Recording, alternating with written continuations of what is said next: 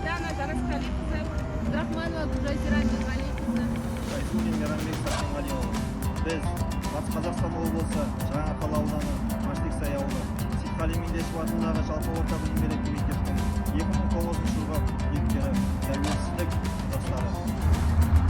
Көк байрағы желбіреген бүгінгі абыройлы да айбынды, беделді да берекелі, ынтымағы мен бірлігі жарасқан еліміздің тәуелсіздігі баянды болғай. Ұлттық қасиетіміз бен ұлттық намысымызды оятқан, әлемге қазақты азаттық сүйгіш, рухы мықты, намысы берік халық ретінде жариялаған тәуелсіздік күніміз құтты болсын.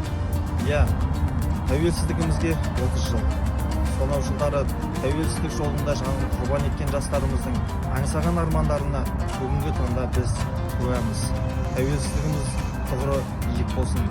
Ендеше еліміз аман, жұртымыз тыныш болсын.